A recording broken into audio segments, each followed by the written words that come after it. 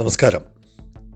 കഴിഞ്ഞ 30 വർഷങ്ങളായി നമ്മൾ നടത്തി വന്ന ഒരു സമരം പോലെ കഴിഞ്ഞ 155 ദിവസമായി നമ്മൾ മറ്റൊരു സമരം നടത്തി വരികയാണ്. സെയിലിംഗ് കമൻട്രിയിലൂടെ. സെയിലിംഗ് കമൻട്രിയും ഒരു സമര രൂപം തന്നെയാണ്. നമ്മൾ ഉന്നയിക്കുന്ന വിഷയങ്ങൾ നിരന്തരം ആവശ്യപ്പെട്ടുകൊണ്ടിരിക്കുക എന്നുള്ളതാണ് സമരത്തിലെ പ്രധാനപ്പെട്ട മുദ്രാവാക്യങ്ങളിലൊന്ന്. അങ്ങനെയുള്ള ഒരു സമരം ഒരു വലിയ വിജയം നേടിയതാണ് ബഡ്ജറ്റിൻ്റെ പ്രത്യേകത. ബഡ്ജറ്റ് രേഖയിൽ ആമുഖം കഴിഞ്ഞാൽ, ആദ്യത്തെ ഇൻട്രഡക്ടറി ആയിട്ടുള്ള 1-2 പാരഗ്രാഫ് കഴിഞ്ഞാൽ പിന്നെ ആദ്യം അവതരിപ്പിച്ചിരിക്കുന്നത് വിഴിഞ്ഞം പദ്ധതിയാണ്. ഇത് കേരളത്തിൻ്റെ ചരിത്രത്തിൽ തന്നെ ആദ്യമാണ്. തുറമുഖങ്ങൾ എന്നൊരു ഹെഡ് ഏകദേശം അവസാന ഭാഗത്താണ് ബഡ്ജറ്റ് രേഖയിൽ എല്ലാ തവണയും വന്നുകൊണ്ടിരുന്നത്. അങ്ങനെയുള്ളൊരു വിഷയം ഇന്ന് ആദ്യത്തെ കേരളത്തിൻ്റെ ഏറ്റവും വലിയ പദ്ധതിയായി, ഭാവി കേരളത്തിൻ്റെ വികസന കവാടമാണ് വിഴിഞ്ഞം തുറമുഖം എന്നാണ് വാചകം. ഇത് 30 വർഷമായി നമ്മൾ പറഞ്ഞുകൊണ്ടിരിക്കുന്നതാണ്. ആദ്യമായിട്ടാണ് ബഡ്ജറ്റ് രേഖയിൽ ഇങ്ങനെ ഒരു സ്ഥാനം പിടിച്ചത്.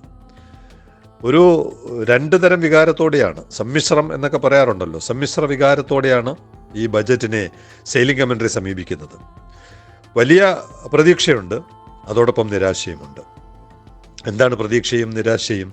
പ്രതീക്ഷ 10,000 ഏക്കർ സ്ഥലം, കേരളമെന്ന് പറയുന്ന സംസ്ഥാനത്ത് ഒരു പ്രൊജക്റ്റിനു വേണ്ടി 10,000 ഏക്കർ സ്ഥലം കണ്ടെത്തുവാൻ സർക്കാർ തീരുമാനിച്ചിരിക്കുകയാണ്.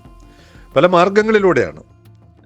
വിഴിഞ്ഞം തുറമുഖത്തിൻ്റെ 50 കിലോമീറ്റർ ദൂരപരിധിക്കുള്ളിൽ 10,000 ഏക്കർ സ്ഥലം കണ്ടെത്തുക എന്നുള്ളത് ഒരു വലിയ മുന്നേറ്റമാണ്, ഒരു വലിയ കാര്യമാണ്. അങ്ങനെ സംഭവിക്കുമെങ്കിൽ എന്തായാലും അങ്ങനെ ഒരു തീരുമാനം, അങ്ങനെ ഒരു ലക്ഷ്യം സർക്കാർ പ്രഖ്യാപിച്ചു. കാരണം ലാൻഡാണ് വികസനത്തിന് ഏറ്റവും അത്യാവശ്യം വേണ്ടത്. ലാൻഡാണ് കേരളത്തിൽ കിട്ടാനും ബുദ്ധിമുട്ടുള്ളത്, അതാണ്. അപ്പോൾ ലാൻഡ് പൂളിംഗ് പോലുള്ള നൂതന മാർഗങ്ങളിലൂടെ 10,000 ഏക്കർ ഭൂമി കണ്ടെത്തുവാൻ ബഡ്ജറ്റ് വിഭാവന ചെയ്യുന്നു. അതിന് പുറമെ 3,000 കോടി രൂപ അടുത്ത 3 വർഷം എന്ന് പറഞ്ഞാൽ ശരാശരി ഒരു വർഷം 1,000 കോടി രൂപ ഇത്തരം പ്രവർത്തനങ്ങൾക്ക് വേണ്ടി ബഡ്ജറ്റിൽ വിഭാവന ചെയ്യുന്നു. ഈ വർഷം നടപ്പ് 24-25 വർഷത്തിൽ 500 കോടി ആ ഇനത്തിലേക്ക് മാറ്റിവെക്കുന്നു. ഇതെല്ലാം ആദ്യമായിട്ടാണ് സംഭവിക്കുന്നത്. ഇങ്ങനെയൊക്കെയുള്ള കാര്യങ്ങളാണ് നമ്മൾ വർഷങ്ങളായിട്ട് പറഞ്ഞുകൊണ്ടിരിക്കുന്നത്. ഇങ്ങനെ ചെയ്യണം, റിംഗ് റോഡ് പദ്ധതി നടപ്പാക്കും. ഇത്തരം കാര്യങ്ങൾ പറയുന്നതിൻ്റെ കൂട്ടത്തിൽ സ്പെഷ്യൽ ഡെവലപ്മെൻറ്റ് സോൺ, നമ്മൾ സ്പെഷ്യൽ ഇക്കണോമിക് സോൺ എന്നൊക്കെയാണ് കേട്ടിട്ടുള്ളത്. വാക്കിൽ ഒരു വ്യത്യാസം വന്നു. ചൈനയുടെ വാക്ക് കടമെടുത്തിട്ടുണ്ട്. സ്പെഷ്യൽ ഡെവലപ്മെൻറ്റ് സോൺ സൃഷ്ടിക്കാൻ ലക്ഷ്യമിടുന്നു എന്ന് പറഞ്ഞാൽ പ്രത്യേക പ്രൊട്ടക്ഷൻ കൊടുക്കണം. അവിടുത്തെ നിക്ഷേപകരെ പ്രത്യേക പരിഗണന നൽകി സംരക്ഷിച്ചാൽ മാത്രമേ കേരളത്തിൽ വിഴിഞ്ഞം തുറമുഖവുമായി ബന്ധപ്പെട്ടും അല്ലാതെയും നിക്ഷേപം വരികയുള്ളൂ. ആ ഒരു കോൺഫിഡൻസ് ബിൽഡിംഗ് പ്രക്രിയ സർക്കാർ നടപ്പാക്കും എന്നുള്ളതാണ് സ്പെഷ്യൽ ഡെവലപ്മെൻറ്റ് സോൺ. അവിടെ പ്രൈവറ്റ് പാർട്ടിസിപ്പേഷനാണ് പ്രതീക്ഷിക്കുന്നത് ഗവൺമെൻറ് ഏറ്റവും കൂടുതൽ. നിക്ഷേപ സംഗമം ദീർഘനാളായി നമ്മൾ ആവശ്യപ്പെട്ടുകൊണ്ടിരിക്കുകയാണ്.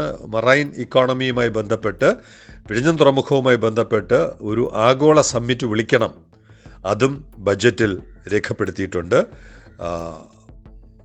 നിക്ഷേപ സംഗമം 24-25 പ്ലസ് മാരിടൈം സമ്മിറ്റ്. ഇത്തരം കാര്യങ്ങൾക്ക് പുറമെ കാർഷിക ഉൽപ്പന്നങ്ങളുടെ ഒരു സപ്ലൈ ചെയിൻ ശൃംഖല, കേരളം മുഴുവൻ ഉൽപ്പാദിപ്പിക്കപ്പെടുന്ന സാധനങ്ങൾ, അതിൻ്റെ വാല്യൂ അഡീഷൻ, അത് കൃത്യസമയങ്ങളിൽ പോർട്ടുകളിലെത്തുക, കയറ്റുമതി ചെയ്യുക തുടങ്ങിയ കാര്യങ്ങൾക്ക് വേണ്ടി കാർഷികോൽപ്പന്നങ്ങളുടെ ഒരു സപ്ലൈ ചെയിനും ബഡ്ജറ്റിൽ വിഭാവന ചെയ്യുന്നുണ്ട്. Apart from major infra development projects fund, ഈ 3,000 കോടി രൂപ എന്ന് പറയുന്നത് നിലവിലുള്ള മേജർ ഇൻഫ്രാസ്ട്രക്ചർ ഡെവലപ്മെൻറ്റ് ഫണ്ടിന് പുറമേയാണ്.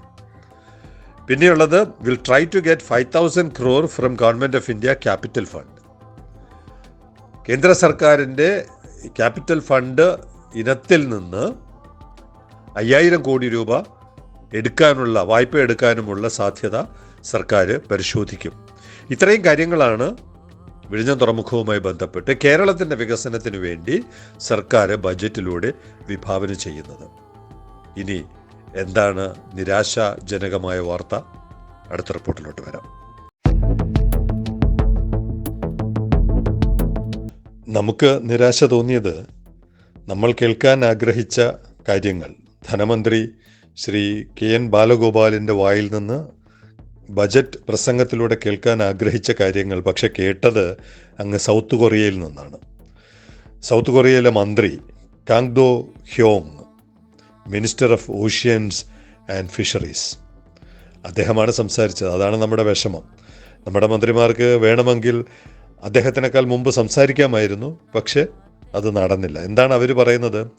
First STS methanol bunkering for a large container ship. നമ്മൾ ഇന്നലെ പറഞ്ഞ എയിൻ മാസ്ക് പുറപ്പെടുന്നതിന് മുമ്പ് ഫസ്റ്റ് ഏറ്റവും വലിയ കപ്പലുണ്ടല്ലോ, ഈ പറയുന്ന മെത്തനോൾ ഓടുന്ന 16,200 കണ്ടെയ്നർ, ഏറ്റവും വലിയ കപ്പലിൽ മെത്തനോൾ ബങ്കറിംഗ് നടത്തി. STS വഴി ഷിപ്പ് ടു ഷിപ്പ് ബങ്കറിംഗ് അവർ നടത്തി. അതിൻ്റെ സന്തോഷത്തിലാണ് ഉൾസാൻ പോർട്ട്, സൗത്ത് കൊറിയയിലെ ഉൾസാൻ പോർട്ടിലാണ് ബങ്കറിംഗ് നടത്തിയത്. അപ്പോൾ ആ ബങ്കറിങ്ങിനെ കുറിച്ചും പുതിയ ഫ്യൂവലിനെ കുറിച്ചുമാണ് അവർ വളരെ സന്തോഷത്തോടെ സംസാരിക്കുമ്പോൾ നമുക്ക് അത്ര സന്തോഷം തോന്നുന്നില്ല, നമുക്ക് കുറച്ച് നിരാശയുണ്ട്. കാരണം ഇവിടെ അത് ആരും സംസാരിക്കുന്നില്ല. സംസാരിക്കാൻ അവസരമുണ്ടായിരുന്നു, സംസാരിക്കേണ്ട സാഹചര്യമുണ്ടായിരുന്നു, പക്ഷേ മനഃപൂർവ്വം അവർ സംസാരിക്കാതെ പോയി. കൊറിയൻ മന്ത്രി സംസാരിക്കുന്ന കാര്യം നമുക്ക് നോക്കാം. Competition among international ports to preempt the market പിടിച്ചെടുക്കുവാൻ ലോകരാജ്യങ്ങളിലെ പോർട്ടുകൾ മത്സരിക്കുകയാണ്. By building ports that supply sustainable marine fuel is accelerating. ഈ ഒരു മത്സരം കൂടിക്കൂടി വരികയാണ്. ലോകരാജ്യങ്ങളിലെ പോർട്ടുകൾ ഈ പുതിയ സസ്റ്റൈനബിൾ മറൈൻ ഫ്യൂവൽ സപ്ലൈ എന്ന കാര്യത്തിൽ മാർക്കറ്റ് പിടിക്കുവാനുള്ള മത്സരമാണെന്ന് Kang Do Hyung, minister for oceans and fisheries പറയുന്നു.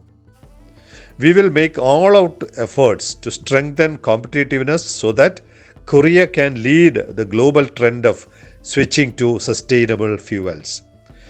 എയിൻ മാസ്കിന് മെത്തനോൾ കൊടുത്തതിൻ്റെ സാഹചര്യത്തിലാണ് അവർ ലോകത്തെ മാർക്കറ്റ് പിടിക്കണമെന്ന് കൊറിയ തീരുമാനിക്കുന്നത്. പുതിയ ഫ്യൂവൽ വരുമ്പോൾ കൊറിയയ്ക്കൊന്നും വലിയ എണ്ണ എക്സ്പോർട്ട് ചെയ്യാൻ കഴിയാത്ത മാർക്കറ്റാണ്, എണ്ണ ഇമ്പോർട്ട് ചെയ്തുകൊണ്ടിരുന്ന മാർക്കറ്റാണ്. പക്ഷെ അവർ ഓവർ ത്രിൽഡാണ്. അങ്ങനെയുള്ള ലോക മാർക്കറ്റ് പിടിക്കുവാൻ we will make all out efforts, ഞങ്ങളുടെ എല്ലാ എഫേർട്ടും ഞങ്ങൾ എടുക്കും ഈ മാർക്കറ്റ് പിടിക്കുവാൻ വേണ്ടി. അവിടുത്തെ പ്രധാനപ്പെട്ട ഒരു വക്താവുണ്ട്, പോർട്ടിൻ്റെ വക്താവുണ്ട്, Kim Jo Gyuan, president of Ulsan port authority. We will do our best to proactively respond to the paradigm shift in ship fuel so that Ulsan Port can be reborn as a hub port for sustainable marine fuel supply. എല്ലാവരും over ത്രിൽഡാണ്, except നമ്മുടെ ഇവിടുത്തെ രാഷ്ട്രീയ നേതൃത്വം ഒഴിച്ച്. കേരളമായാലും കേന്ദ്രമായാലും തിരുവനന്തപുരം കോർപ്പറേഷനായാലും ഇവിടുത്തെ രാഷ്ട്രീയ നേതൃത്വങ്ങൾ ഒഴിച്ച് ബാക്കി എല്ലാവരും ഓവർ ത്രിൽഡാണ്. അവർ ഇത് പിടിക്കാൻ വേണ്ടി ഒരു പാരഡൈം ഷിഫ്റ്റ്, ഒരു ഫ്യൂവലിൻ്റെ കാര്യത്തിൽ നൂറ്റാണ്ടുകളായി തുടർന്നു വന്നിരിക്കുന്ന ഒരു വിഷയത്തിൽ നിന്ന് വ്യതിചലിച്ച് പുതിയൊരു കാര്യത്തിലോട്ട് പോകുമ്പോൾ അതിൻ്റെ ലീഡർഷിപ്പ് ഏറ്റെടുക്കണം, പിടിക്കണം എന്നുള്ളതാണ് കൊറിയയിലെ മന്ത്രിയും പോർട്ട് അതോറിറ്റിയുടെ പ്രസിഡൻറ്റും പറയുന്നത്. നമുക്ക് എന്തു പറയാനാണ്, പ്രത്യേകിച്ചൊന്നും പറയാൻ തോന്നുന്നില്ല. നിരാശയോടെ ഇന്നത്തെ സെയിലിംഗ് കമൻട്രി അവസാനിപ്പിക്കുന്നു. Signing off, Elias John.